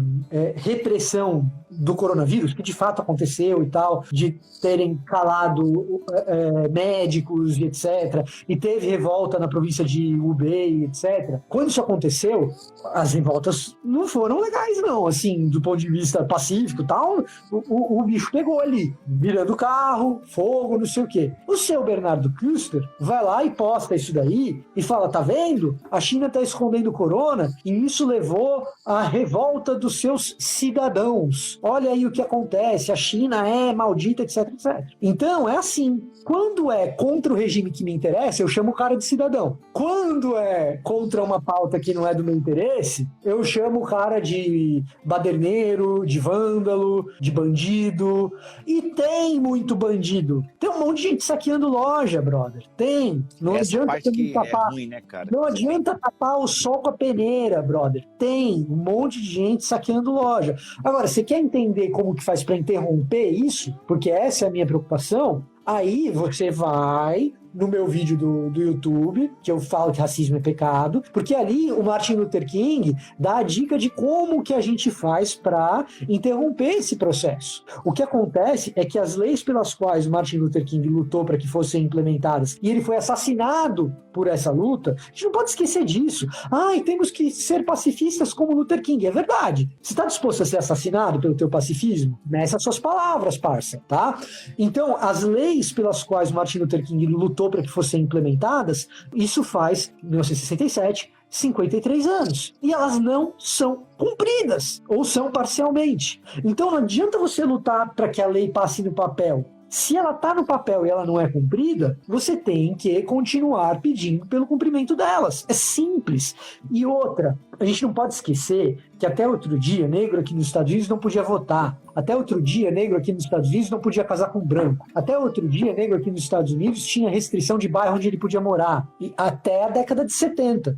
E tem um monte de gente que viveu essas coisas e ainda está vivo. Negros que sofreram isso, e brancos e de outras etnias que, infelizmente, viram essas leis passarem e não queriam que essas leis passassem. Até assassinaram um cara para que não passasse. Chama Martin Luther King. E essas pessoas estão vivas até hoje. Muitas delas no poder. Então, quando se fala de racismo nos Estados Unidos, eu já ouvi da boca de senhorinha crente que serve cookies, piedosa, bonitinha, fofinha, assim, de verdade, que ora, que jejua, né? Eu e minha esposa e meus pais estávamos juntos ali e a gente ficou quieto na hora, mas um olhou para a cara do outro e falou como que a gente lida com isso. Mas nós já ouvimos a frase que eu nunca vou esquecer, eu vou levar pro caixão, Bíblia. É o seguinte, o tempo bom era quando os negros sabiam o seu lugar, de uniforme nas portas dos hotéis, tá? Uhum.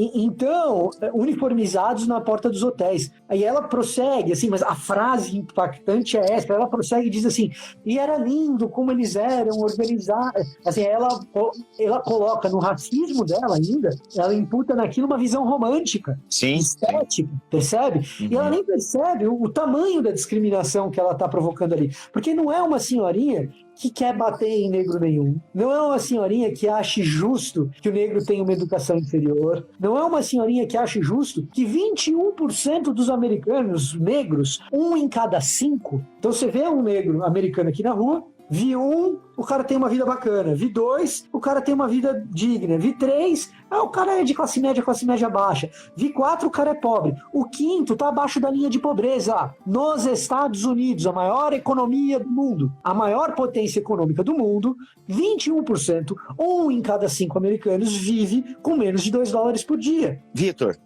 enfim, teria várias coisas pra gente falar sobre essa questão. Um dia a gente faz voltado para o Brasil, tem muita coisa que dá pra gente falar sobre o negro no Brasil também, mas o Vitor tá estudando bastante essa realidade. Só uma última coisa, Bibi. Se tem um motivo para criticar essas manifestações nos Estados Unidos e no Brasil, se falou do Brasil, eu lembrei. Chama-se SARS-CoV-2, Covid-19. Esse é um bom motivo. Você quer um motivo para criticar as manifestações? Esse é um bom motivo. SARS-CoV-2, proliferação do vírus. A gente não pode, em nome de dizer que não queremos mais que vidas sejam exterminadas, exterminar outras vidas. Black Lives Matter, né? Black Lives Matter, então, cara, Não, inclusive porque, tanto no Brasil quanto nos Estados Unidos, o vírus está matando mais preto. Esse é outro ponto. Inclusive por causa disso. Sim. Inclusive por causa disso. Tanto no Brasil quanto nos Estados Unidos, o vírus está matando mais preto do que branco. Então, se tem um ponto para criticar nesses movimentos todos brother, o que você está fazendo numa aglomeração desse tamanho? Loucura, mano. Que fase que 2020, escrito por George R. Martin, né? Ou Tarantino, não sei. Mano, ou George Floyd, né, cara? Ou George Floyd. Vamos esquecer esse nome. Não vamos esquecer esse nome. Assim, cara, e aí pra gente encerrar, eu acho que muitas pessoas, e eu sei que esse movimento tem lá nos Estados Unidos também, aí nos Estados Unidos, mas né, se levantou uma hashtag, né, Black Lives Matter, que já é uma hashtag antiga, mas voltou agora com força por causa do Floyd. E aí muitas pessoas comentam, não, cara, não é Black Lives Matter, All Lives Matter, todas as vidas matter, né? Vidas humanas importam, né? Ficando aqui no português, né? Então muita gente, se você comenta Black Lives Matter, já vem gente com, cara, não é só a vida do preto, né? A vida da humanidade, todos... mas é a vida do preto que está sob risco, por isso que, exatamente porque você afirma que todas as vidas importam, tem uma que não está importando. Eu queria só que tu falasse justamente, a gente até colocou no nosso feed aqui em Bibotalk um desenho. E, gente, aqui não é para parecer babaca, vou desenhar para você entender, não é nada disso. Mas alguém lá nos Estados Unidos desenhou, não lembro o nome do artista. E é fato, gente, quando você lê e visualiza, você tem mais chance de entender. Fica mais evidente. Fica mais evidente. Então a ideia não é assim, vou desenhar para você entender, seu burro. Não é nada disso, gente. Eu, quando li a charge, não, né? Quando eu li o quadrinho, falei, caraca, é isso. Porque muitas pessoas não estão entendendo isso, né? Quando a gente levanta uma hashtag, ou a gente apoia, né, uma hashtag, a gente não está dizendo que a vida de outras pessoas não importam, ou que a vida do cadeirante não é importante, a vida das crianças abusadas sexualmente. Tem muitas demandas do mundo, cara, não dá para negar isso. Quando a gente levanta uma específica, é justamente porque é um momento histórico, a sociedade está pensando, está com os olhares voltados para isso, e com certeza é uma vida que está correndo muito risco há muitos anos, né? né? A gente sabe que é pecado, mas mesmo assim, muito da cultura americana evangélica é responsável, né, pelo racismo, como você já explicou. A gente sabe que é crime, mas mesmo sabendo que é pecado e mesmo sabendo que é crime, ele ainda está no nosso meio, tanto aqui no Brasil, o racismo existe no Brasil, você acreditando ou não, e muito claro também lá nos Estados Unidos. Mas é isso então, né, Vitor? Quando a gente levanta uma hashtag como essa, é pra cara, não, agora a gente precisa estar olhando, né, Black Lives Matter, claro que todas importam, mas é a do preto que não está sendo considerado e não está recebendo a devida importância. Exatamente. E acho que ficou claro, né? Vai ter movimentos sequestrando as hashtags e a pauta? Vai ter. Mas isso não pode calar a gente de se manifestar. Ah, você concorda com tudo que eles fazem? Não concordo, mas eu sei que o movimento em si, ele tem, como o Vitor deixou bem claro aqui, tem uma causa legítima. E sempre vai ter pessoas destoando a causa, gente. Isso é normal. Qualquer coisa que não tem uma liderança... Aliás, até quando tem uma liderança unificada, sempre vai ter aqueles que de alguma forma vão destoar do propósito principal. Então isso é um preço a se pagar, é um risco a se correr, digamos assim. Mas, mano, eu queria que você desse uma palavra final para as pessoas e sobre esse tema, hein? Eu vou terminar falando sobre que o meu primo separado, irmão na fé, primo por causa de família mesmo, irmão na fé porque é batista, eu sou presbiteriano, então não é primo porque ele é batista, que rola rola esse negócio, né, de primo, que é o Yuri Breder. O Yuri, ele fala o seguinte, sempre houve vozes contra o racismo. Por favor, que de uma vez por todas haja ouvidos. Uau. Se você não pode falar da sua própria história, escute, leve isso para o seu momento de oração e então fale. E aí eu replico em cima dele, escutando e orando, escutando e orando. E quando você, meu irmão, que sofre, sentir que a tua voz foi calada e quiser a nossa emprestada, a gente escuta, ora junto e fala junto. Se não nos escutarem, o Pai, que a todos ouve, nos escutará. Amém. Muito bom.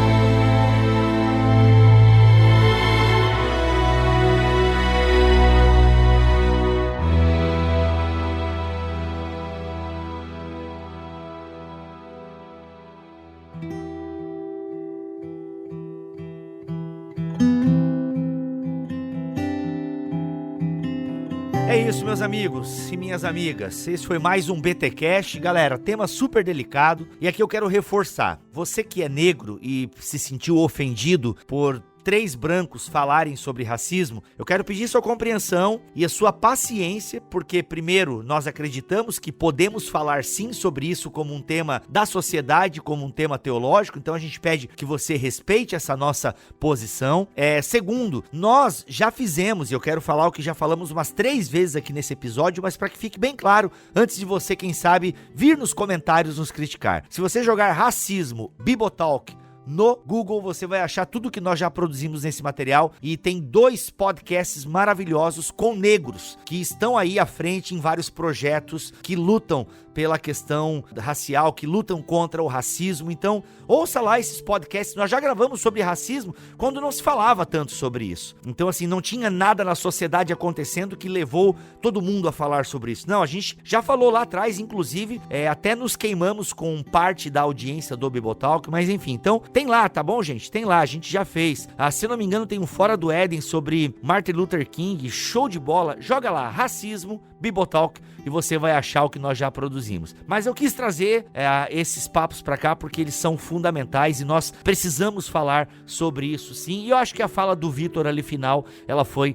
maravilhosa. E claro, você que não concordou com coisas que foram faladas aqui, primeira coisa que eu quero pedir também pra você ouça de novo a parte que você não concordou. Ouça bem, porque como esse podcast ele já foi live, teve algumas críticas que apareceram tanto no YouTube quanto no Instagram, de pessoas que pensam uma frase, tipo, às vezes até 2 palavras. E, cara, escrevem textões. Mano, vê o todo. Você tem que ver o todo da parada pra não fazer a crítica errada, tá bom? Mas pode ficar à vontade, tá bom, gente? A opinião nossa já está exposta aqui. Você pode usar aí os comentários para expor a sua opinião, beleza? Mas faça isso com respeito e moderação, porque, cara, faltou com respeito, eu bloqueio mesmo, assim, eu não perco muito tempo com hater, sabe? Eu vou lá e bloqueio, assim, é uma coisa maravilhosa, né, você poder bloquear. Agora tem pessoas que discordam, mas são educadas, e isso, mano, enriquece demais, e isso é muito bom. Mas é isso, gente, vamos ficando por aqui, voltamos na semana que vem, se Deus quiser e assim permitir. Fiquem todos na paz do Senhor Jesus.